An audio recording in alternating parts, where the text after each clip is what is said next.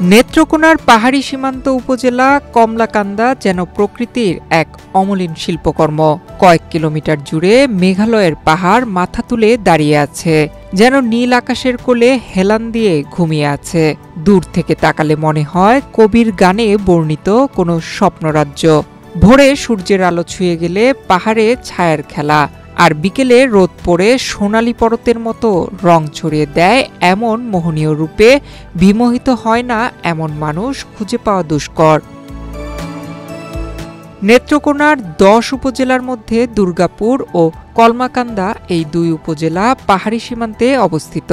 দুটিরই পাহাড় মেঘালয়ের পাদদেশ ঘেঁষে বিস্তৃত, কিন্তু সৌন্দর্যে তারা একে অপরের থেকে আলাদা।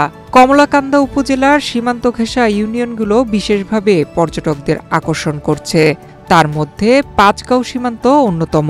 পদ্মা সেতু, মেট্রো রেল এবং এলিভেটেড এক্সপ্রেসওয়ে নির্মাণের গর্বিত অংশীদার বসুন্ধরা সিমেন্ট।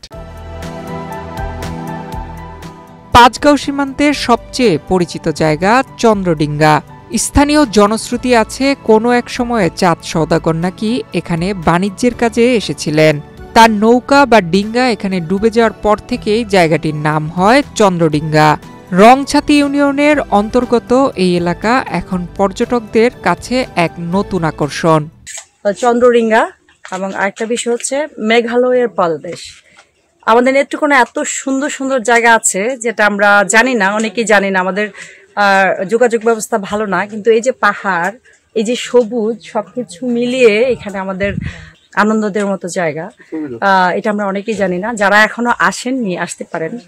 আমি এই জায়গাটা আসার জন্য অনেকদিন ধরে অপেক্ষায় ছিলাম। আজকে আমার আশা পূর্ণ হলো।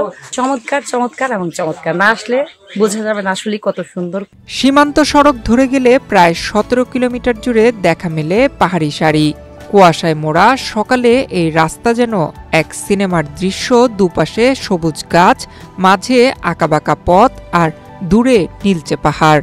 সীমান্ত এলাকা হয় কিছু আইনি বাধা থাকলেও প্রকৃতিপ্রেমীরা সেখানে যাওয়ার আগ্রহ হারান না। অনেকে সুযোগ পেলেই ভেতরে গিয়ে কাছ থেকে দেখতে চান পাহাড়ের অবারিত বিস্তার। আমরা আসছি নেত্রকোনা থেকে, আমরা প্রায় সময় আসি এই জায়গায়। কিন্তু এই জায়গার আসলে ছবি টবি তুললে অনেক সুন্দর হয়। আর এই জায়গার যে পরিবেশ একদম মনোরঞ্জন করার মতো, আসলে ভালো লাগে।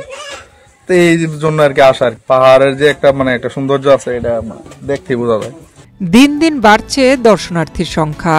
জেলার বাইরের মানুষও এখন সৌন্দর্যের টানে ছুটে আসছেন।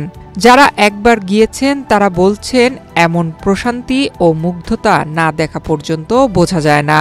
পাহাড়ের নীরবতা, বাতাসের স্নিগ্ধতা আর সীমান্তের প্রাকৃতিক আবহ সব মিলিয়ে যেন অন্য এক জগতে নিয়ে যায় মানুষকে। তবে এখনও এসব এলাকায় পর্যাপ্ত অবকাঠামো বা যোগাযোগ ব্যবস্থা গড়ে ওঠেনি। সড়কপথে যেতে কষ্ট হয়, পর্যটকদের থাকার বা খাওয়ার সুযোগও সীমিত। তবুও প্রকৃতিপ্রেমীরা আনন্দ খুঁজে নিচ্ছেন সেই সীমাবদ্ধতার মধ্যেই। জেলা প্রশাসক জানিয়েছেন এসব প্রাকৃতিক সৌন্দর্য মণ্ডিত জায়গাগুলোকে পর্যটন কেন্দ্র হিসেবে গড়ে তোলার পরিকল্পনা নেওয়া হয়েছে। সীমান্ত সড়ক ও আশেপাশের এলাকা উন্নয়নের উদ্যোগ চলছে। নেত্রকোনা জেলা একটি অত্যন্ত পর্যটন সম্ভাবনাময় জেলা, কিন্তু পর্যটকদের আকৃষ্ট করার জন্য যে সমস্ত অবকাঠামো এবং নিরাপত্তাজনিত বিষয় জড়িত, এগুলো আসলে আমরা এখনো এনশিওর করতে পারিনি। তো আমি এখানে যোগদানের পর থেকে এই পর্যটনকে কিভাবে আরো বিকশিত করা যায় এই ব্যাপারটাকে আমি খুব অগ্রাধিকার দিচ্ছি। বিশেষ করে আমাদের যে সীমান্তবর্তী দুইটি উপজেলা দুর্গাপুর এবং কলমাকান্দা, এই দুটি উপজেলার পর্যটন সম্ভাবনা অত্যন্ত প্রবল। তা আমরা এই দুর্গাপুরের বিজয়পুর এবং আপনার চীনামাটির যে পাহাড়ের কথা বললেন, এখানে পর্যটকদেরকে আকৃষ্ট করার জন্য এখানে তাদের বিশেষ করে আমাদের যে এই দুই উপজেলার যে রেস্ট হাউসগুলো আছে, এগুলাকে সংস্কার করে পর্যটকদের বসবাসের উপযোগী করার জন্য আজকে আমরা জেলা উন্নয়ন সমন্বয় সভায় আমরা রেজুলেশন করেছি যে জেলা পরিষদ থেকে এইগুলোকে খুব দ্রুত সংস্কার করা হবে। সবকিছু বাস্তবায়ন হলে নেত্রকোনার কমলাকান্দা দেশের অন্যতম পর্যটন কেন্দ্রে পরিণত হবে বলে আশা স্থানীয়দের।